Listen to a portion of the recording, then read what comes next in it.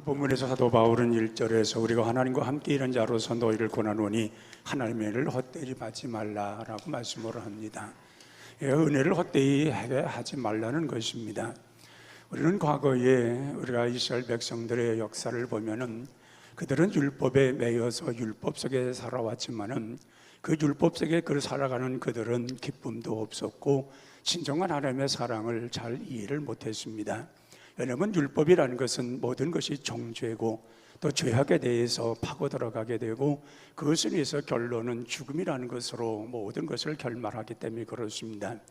그러나 하나님께서 우리 주님이 이 땅에 오심으로 인해서 하나님의 은혜를 알게 되었고 그 은혜 속에 살아가는 모든 사람들은 정말 하나님의 그 신실한 사랑, 우리 인간들을 향한 하나님의 깊은 사랑을 이해하게 되었고 깨닫게 되었고 마음에 새기게 되었던 것을 보게 됩니다.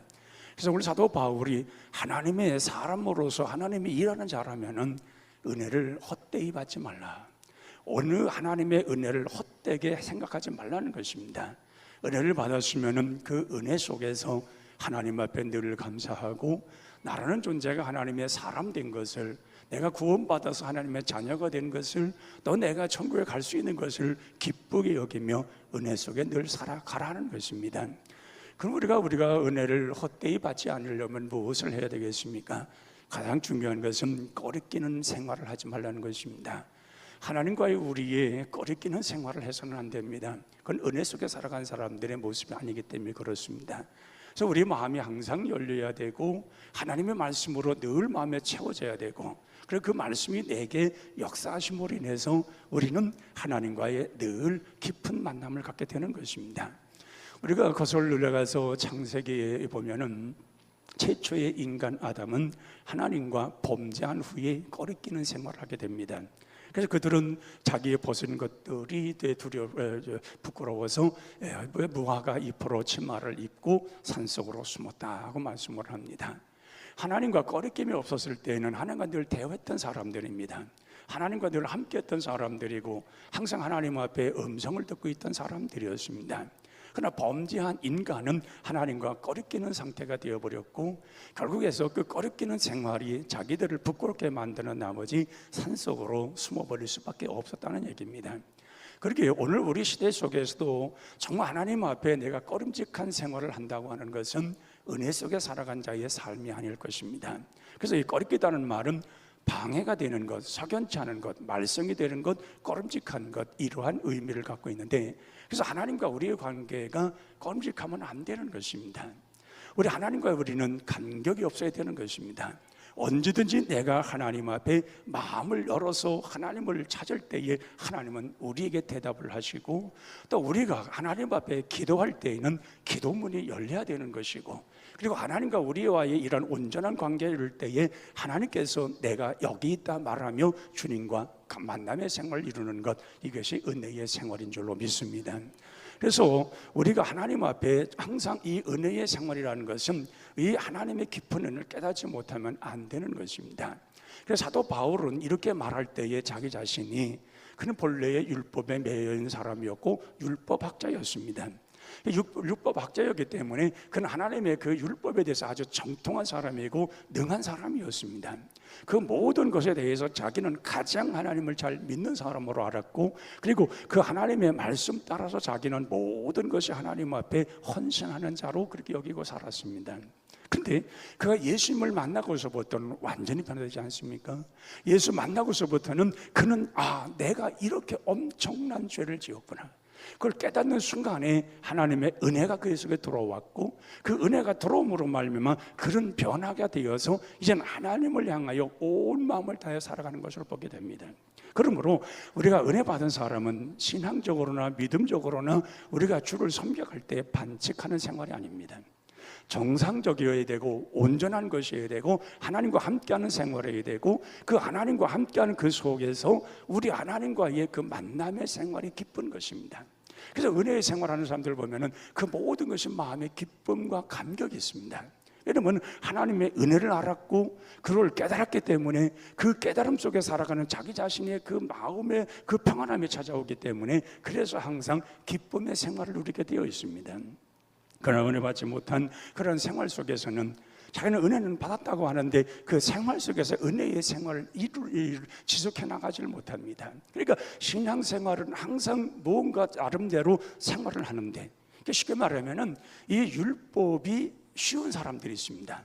이 은혜 생활은 너무 포괄적이기 때문에 도대체 이 은혜라는 것이 어디까지가 은혜며 어떻게 살아가는가를 잘 알지 못하니까 율법에 거기에 아주 익숙하게 되어 살아가는 사람들이 있습니다. 근데 분명히 성경은 말합니다. 율법으로서는 구원받을 육체가 없다고 말합니다. 율법은 어딘가 어떤 제도 속에 자기가 매여 사는 것이 자유롭게 생각하는 것 같지만 얽매인 것들입니다. 그러나 은혜는 그렇지 않습니다. 그 속박되었던 구속되었던 그 모든 것을 풀어주시고 진정한 자유가 무엇이며 진정한 은혜가 거기 하나님으로부터 이루어진 것을 알려주시기 때문에 진정한 은혜는 참된 자유가 찾아오는 것입니다. 하나님과의 만남의 자유요, 우리가 예배하면서 주님과 함께하는 자유요, 우리 주님 앞에 나와서 예배할 때 우리 주님이 받으신 데는 감격의 자유가 있는 것입니다. 구약에서는 예배를 드릴 때에 지성소에서 늘 예배를 드리지 않습니까? 이 지성소라고 하는 것은 우리가 볼 때에 아주 거룩한 것 아닙니까? 거기는 1년 1차의 속죄일에만 대제사장이 들어갈 수가 있습니다. 아주 거룩한 장소입니다. 근데 지성소를 들여다보면은 이 지성소는 어떤 곳이냐? 거기는 양의 피를 갖다가 매일 갖다 붓는 곳입니다. 그러니까 1년에 한 번씩 양을 잡아서 그 피를 받아다가 거기다 뿌려요. 근데 그 뿌렸을 때에 그 피가 그 재단에 가득하게 흥건히 개 있고요, 고이지 않겠어요? 그 피를 갖다 다 뿌렸으니까. 근데 청소를 하진 않아요. 그 다음에 또 가도 또 뿌리는 거예요. 여러분, 우리가 지성소를 보면은 아주 그냥 윤인하게 반들반들하게 그냥 깨끗하게 정리된 완전히 깨끗하게 그 청소된 그런 장소 같지만은 지성소는 그런 곳이 아니에요. 피가 가득한 곳이에요. 그 피가 가득한 그곳에 그것을 느낄 적마다 대제사장이 들어가서 뭘 느끼냐는 거예요. 양들이 죽어서 피가 거기에 뿌려지고 그 흉측한 그 피가 흐르는 그것을 보면서 인간의 죄를 생각하라고 그렇게 하시는 거예요. 깨끗하게 청소되는 게 아니에요. 그 피를 보고서 인간들의 죄가 얼마나 처참한 걸 알게 하셨다 그 말이에요. 그런데 그 모든 것을 깨달고 이 모든 것을 알게 하시고 우리로 하여금 이 모든 것을 느끼게 하신 분이 누구냐? 바로 예수 그리스도십니다. 주님 십자가의 죽으심으로 예수님께서 정말 물 한 방울 피 한 방울을 다 쏟아내 주시고 우리에게 깊은 은혜를 주셨습니다. 그래서 예수님을 생각할 때에, 예수님 십자가를 생각할 때에 우리는 은혜가 오는 것입니다. 그 지성소에 들어가서 피를 뿌릴 때에 그 피가 흔적이 그 붉은 피가 늘 뿌려지고 또 다음에 또 뿌려지고 또 뿌려졌던 그 대상이 볼 때 인간들의 죄가 이게 처참한 것인데 우리를 위해서 대신하여 양이 죽었다, 양이 죽음으로 인해 우리가 살았구나, 그걸 느낌으로 인해서 그 다시금 밖으로 나와서 백성들에게 선포하는 겁니다. 봐라, 지성소에서 양이 죽어서 그 붉은 피가 뿌려져서 내가 그 모든 걸 보았을 때 인간의 죄가 얼마했으면 이렇게 하나님께서 이것을 통해서 이런 것을 보면서 죄를 기억하라고 하셨겠느냐. 그러므로 너희들은 죄를 짓지 말아라, 하나님께 너희 죄를 용서하셨느니라 선포하면서 그 모든 걸 선포하면서 보았던 그 지성소의 그 모습입니다. 예수님께서는 그 지성소를 위로부터 밑에 완전히 시장을 버리시고 예수님께서 친히 그 모습을 보여주신 겁니다. 너희들은 지성소에서의 그 어린 양의 피를 보는 것이 아니라 내가 너희들을 흘린 피를 보라는 것입니다. 너희들을 위해서 죽은 나의 그 언약의 피를 보라는 것입니다. 그리고 나를 봄으로 인해서 너희들이 은혜를 알고 하나님의 은혜를 깨닫고 하나님이 원하시는 바가 무엇인지를 알고 살아가라는 것입니다. 그게 은혜 받는 자들의 삶입니다. 은혜 받은 자의 삶은 우리 주님이 십자가의 그 주님의 죽으심을 우리가 기억하면서 은혜를 받지 못하면 그 어느 곳에도 우리가 구원받을 수가 없습니다. 바로 그것입니다. 사도 바울은 그렇기 때문에 주님의 십자가의 죽으심을 헛되이 하지 말아라. 주님이 십자가에서 죽으심으로써 우리가 구원받았지 않느냐?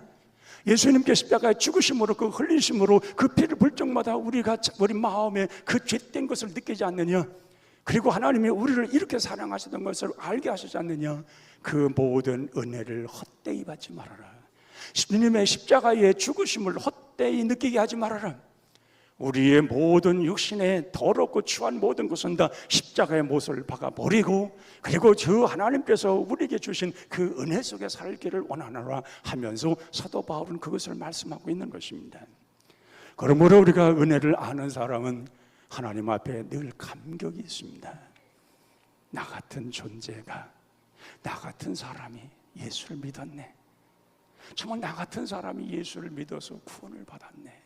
내가 하늘나라 갈 수 있는 하늘나라 백성이 되었네. 이것보다 더 감격스러운 것이 어디냐 그 말이에요. 그래서 은혜 받는 사람들은 그 마음속에 늘 평안한 마음을 갖게 되어 있고, 그리고 이 꺼름직한 하나님과 이 꺼름직한 관계를 만들지 않습니다. 하나님과의 꺼름직한 관계라는 것이 무엇입니까? 죄 가운데 살아가는 것을 말합니다. 그래서 죄를 가운데 살려고 그 죄를 만들어 놓지 않습니다. 그리고 하나님과의 우리는 온전한 관계를 일으키기 위해서 그 꺼름직한 것을 다 우리 앞에서 제거해 버리는 것입니다. 왜? 내가 은혜 받은 사람이기 때문에. 은혜의 사람이니까 하나님 앞에 죄악된 것을 가지고 살아가는 것이 아니라 하나님의 말씀으로 늘 내 마음속에 평강을 이루고, 주시는 은혜 따라서 그 무거운 짐들을 깨트려 버리고, 주님의 그 깊으신 사랑을 통하여서 나라는 존재가 아름답게 드려져 가고 보여지는 것을 보면서 감사하는 것입니다. 여러분, 우리가 어떤 사고를 당하여서 이게 얼굴이 찢어져서 피가 나서 막 이랬을 때에 그 흉측한 모습을 때로는 기절을 할 겁니다. 거울을 못 봤을 때에는 그걸 잘 모르지만은 피가 철철철 흘러가지고 막 얼굴이 막 흉측한 모습이 되었을 때에 그 모습을 보고 얼마나 기절을 하겠습니까?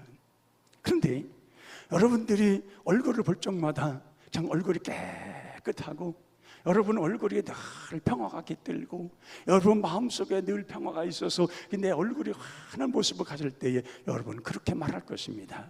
역시 나는 나야. 역시 나는 나야. 내가 은혜 받은 자로서의 내 모습이 너무 아름다워. 나는 하나님께서 정말 너무 잘 만드는 걸작품이야. 그렇게 말하지 않겠습니까? 바로 그런 모습 생활이 뭐냐? 은혜 속에 살아가는 자의 삶이 그렇게 되어진다는 얘기입니다. 그러므로 하나님과의 우리가 이 껄끄럽고 꺼리낌이 없는 생활을 벌이기 위해서는 하나님 앞에 깊은 은혜를 받아야 합니다. 그래서 깊은 은혜, 오늘 사도 바울은 그렇게 말합니다. 자격이 없는 나라는 것입니다. 그 사도 바울은 율법으로서는 자격이 충분히 있는 사람이에요. 모든 학문을 아주 많이 한 사람이고, 8일 만에 할례를 받은 사람이고, 모든 것에 구별을 띄어서 율법으로는 흠이 없는 자로 스스로 자처했던 사람이에요. 그런데 은혜가 그 속에 들어가 보니까 그런 것 가지고 사는 게 아니더라는 거예요. 자기의 자랑거리, 자기가 가지고 있는 그 무엇, 어떤 것, 그거 다 해봐도 은혜 속에서는 아무것도 보잘것 없더라는 거예요. 자기가 학문이 높아서 굉장한 학문을 한 사람이었고, 율법으로 흠이 없는 사람으로 늘 기억하고 살아왔는데, 하나님의 은혜가 그 속에 들어가니까 그건 아무 쓸데기 없는 것들이다라는 거예요. 내가 그 은혜 안에서 발견된 것만으로 감사하다는 거예요. 내가 정말 너무 부족하고 부족한 사람인데 정말 나로 하여금 이러한 은혜를 베푸시고 자기를 사도로 세우신 주님의 은혜가 너무 크다는 거예요. 그래서 그는 어딜 가든지 늘 감사했고 은혜로 그 사역을 이루어 갔으며, 그는 숱한 어려움, 정말 더위와 싸워야 되고 추위와 싸워야 되고 배고픔과 굶주림 속에 매를 맞으며 여러 가지 목숨을 위협당하는 그런 환난 속에서도 나의 된 것은 은혜로다. 나 같은 사람이 은혜 받아서 사도된 것이 이게 얼마나 귀한 일이냐, 나에게 이런 직분을 맡겨주신 하나님이 얼마나 큰 은혜냐, 오히려 그렇게 생각하고 하나님 앞에 영광을 돌린 것을 보게 됩니다. 우리 모습도 그렇게 변화되어야 될 줄로 믿습니다. 그럼 마태복음 20장에 보면은 6시에 포도원에 들어가 일한 사람이 있고, 9시에 들어간 사람이 있고, 12시에 들어간 사람이 있고, 오후 3시에 들어간 사람이 있고, 오후 5시에 들어간 사람이 있어요. 거기는 분명 자격이 있는 거예요. 6시에 들어간 사람은 일을 잘하는 사람이에요. 그러니까 주인의 눈에 딱 띄는 사람이죠. 건강하고 일도 잘할 것 같고 눈에 띈 사람이에요. 근데 오후 5시에 들어간 사람은 누가 데려가는 사람이 아니에요. 그렇지 않겠어요? 그 일을 잘하는 사람들이 하루 품값을 줘야 되는데 일도 제대로 못하면은 그 품값을 제대로 받지도 못할 사람을 누가 데려가겠냔 말이에요. 그런데 포도원 주인은 은혜 있는 사람인지라 너희가 내 포도원에 가서 일을 하라. 내가 너에게 상당량을 주라고 들여보내잖아요. 그걸 예수님이 그 하나님의 마음을 거기다 표현을 하셨어요. 부족할지라도 오라는 것입니다. 연약할지라도 오라는 것입니다. 자격이 없는 것 같아도 오라는 것입니다. 오는 자에게 우리 하나님께서 그에게 기쁨을 주신다는 것입니다. 그래서 1시간밖에 일을 못했는데 그런데 한 대란을 받았잖아요. 우리 신앙생활의 믿음의 그 시간과 분량이라는 것은 바로 이 은혜 속으로, 은혜로 말미암아 되어지는 것들입니다. 율법은 제도고 어떤 카톨릭 속에 들어가야 되고 거기도 어떤 규격화되어야 되고 이런 모든 건 율법적인 생활입니다. 그러나 은혜의 생활은 그것이 아니라 그 삶 중심 속에 하나님을 향한 마음인 것입니다. 어떠한 자세와 어떠한 마음으로 주를 위해 살아가느냐는 것입니다. 그래서 하나님 앞에 내가 똑똑해서가 아니라 내가 은혜를 알고 은혜 속에 하나님 앞에 감사하며 살아갈 때에 그 은혜는 헛되지 아니하며 그 은혜 받은 그 삶으로 살아갈 때에 하나님과 껄끄러운 것이 아니라 만족한 생활을 이루게 되는 것입니다. 목회를 수십 년 하면서 깨달은 어느 목사님이 이런 말씀을 했습니다. 똑똑한 척한 사람은 신앙생활에 기쁨이 없고 시험에 들지 않는 사람이 없더라. 이거 잘 이해를 해야 됩니다, 여러분. 똑똑한 사람 보면 늘 항상 보면은 기쁨이 없다는 거예요. 그리고 또한 시험이 잘 된다는 거예요. 왜? 모든 걸 자기의 똑똑함을 기준으로 해서 모든 것을 판단하니까 맨날 시험 속에 살아가는 거. 시험 들어서 또 하고 시험 들어서 이렇게 하고. 똑똑한 사람도 척하는 사람도 그렇게 산다는 거예요. 근데 은혜로 살아간 사람은 무엇입니까? 항상 자기 자신이 자격이 없다고 생각하니까 시험 될 일이 없어요. 어떤 상황이 와도 나는 작은 자예요, 나는 부족한 자예요, 나는 연약한 자예요. 정말 하나님이 나 같은 사람을 불러주신 것만으로도 감사하다고 하는 오후 5시에 들어가 일한 사람처럼 그런 마음을 가진 사람은 절대로 시험 들을 이유가 없는 거예요. 그러니까 모든 것이 감사로 살아가는 거죠. 하나님 나를 부르셨다는 거예요. 오후 5시와 같은 그 시각에 나를 부르셔서 이렇게 나를 이끌어 주셔서 지금 내가 하나님을 이렇게 영화롭게 하며 찬양하며 하나님을 섬길 수 있었다는 거예요. 오늘 사도 바울도 그러잖아요. 자기는 정말 때만도 못한 사람이다. 정말 깡패 중에 깡패였다. 나는 사람들 때려 죽이는 걸 우습게 생각했던 사람이었다. 그런데 나를 하나님께서 부르셔서 그렇게 사도로 삼으신 것은 모든 것이 은혜였다고 말합니다. 그 어떤 어려움, 어떤 핍박, 어떤 환난, 심지어 자기의 어떤 질병이 돌아왔을지라도 자기는 하나님의 은혜로 그 모든 걸 감리하며 살아가는 이 자체가 감사하다는 거예요. 하나님이 부르신 그 부르심을 받을 그 순간까지 내가 사도로서의 이 직분을 감당하며 가야 할 것이 너무도 감사하다는 거예요. 그래서 하나님과의 거리끼는 생활을 이루었던 사람이 은혜를 받고 변화되니까, 은혜를 받고 깨달은 생활을 하니까 항상 자기에게서는 오직 나타나는 건 그리스도밖에 없다는 거예요. 사도 바울이 이렇게 말합니다. 나를 괴롭게 하지 말아라. 나에게는 우리 그리스도의 남은 고난이 내 육체에 채워져 있다고 말합니다. 그러니까 자기는 이런 고난 받고 어려움 당할지라도 자기가 주님의 고난을 생각하면 더 받아도 괜찮다는 거예요. 견딜 수 있다는 거예요. 나를 그렇게 하지 말라는 거예요. 나는 주님이 부르신 사도로서 나는 그 직분을 감당해 가고 있다는 거예요. 그 일을 생각할 때에 그는 항상 은혜가 충만했고, 그는 늘 말하길 뭐랍니까? 연약할 때에 강함 주시는 하나님을 찬양한 줄로 믿습니다. 그는 그래서 자기의 질병이 너무 힘들어서 3번 하나님께 기도했다고 그러잖아요. 3번 기도하는 것이 그냥 순간순간 기도한 게 아닙니다, 여러분. 정말 막 금식 기도하면서 그냥 매달려 기도한 겁니다. 생명에 위협당할 만큼 3번에 그렇게 간절히 기도해서 자기는 사람들을 막 병을 고치는데 손수가 막 흔들어도 막 사람들이 벌떡벌떡 일어나는데 자기의 질병은 참 부끄러운 질병이었던 거예요. 갑자기 쓰러져가지고 허우적거리다가, 요즘 말하면 간질병일 것이다 라고 얘기를 하죠. 저도 간질병 걸린 사람을 봤는데요, 셋이서 이렇게 여럿이서 몇 명이서 이렇게 얘기하잖아요. 멀쩡하게 얘기를 해요. 아무렇지도 않아요. 근데 갑자기 쓰러져가지고 거품을 물고 막 허우적거려요. 한 몇 분 지나요. 그것도 멀쩡하게 일어나요. 본인은 알아요. 왜? 그 분위기가 자기가 뭔가 한 것 같은 거죠. 그래 일어나서 그래요. 내가 무슨 일 했지 그래요. 옆에 있는 사람들은 뭐라 그러니까 뭐 특별한 일 없었어 이러고 맙니다. 그래서 사도 바울이 그런 거예요. 자기가 뭔가 멀쩡하다가도 쓰러져가지고 그런 일이 났을 때에 그게 얼마나 괴롭겠냔 말이에요.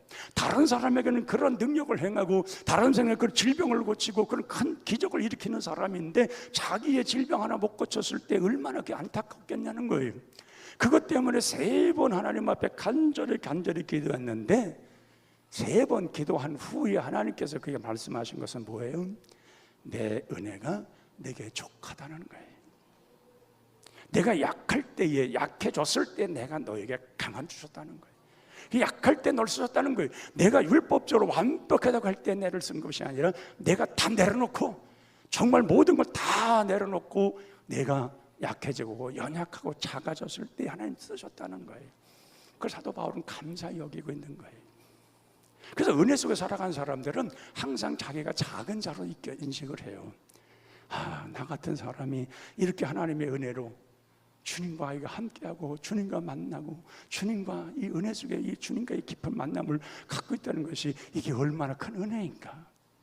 그래서 사도 바울은 그런 모든 것이 자기의 신앙 깊은 곳에 내려있기 때문에 그 말하는 거예요. 은혜를 헛되이 받지 말아라.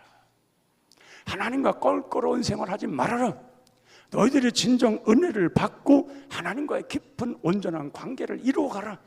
그 은혜 속에 살아가는 자만이 진정한 그 은혜의 삶을 이룰 수 있다는 겁니다. 그러니까 은혜라는 것은 현재성입니다. 과거에 아무리 뭐 은혜를 받았고 내가 뭘 했고 이거 아무 소용없어요. 현재 내가 은혜 속에 살아가고 있느냐는 거예요. 우리 주님과의 깊은 만남을 가지고 주님과 항상 감사한 생활을 이루어 가냐는 거예요. 지금 현재가 중요한 것이지 과거에는 그렇게 중요한 게 아니에요. 과거에 뭐 생활했던 것은 나 장차 하나님 나라가 산 걸 받을 것이지만은 지금 내가 얼마만큼 기쁨의 생활을 하고 있는 거예요.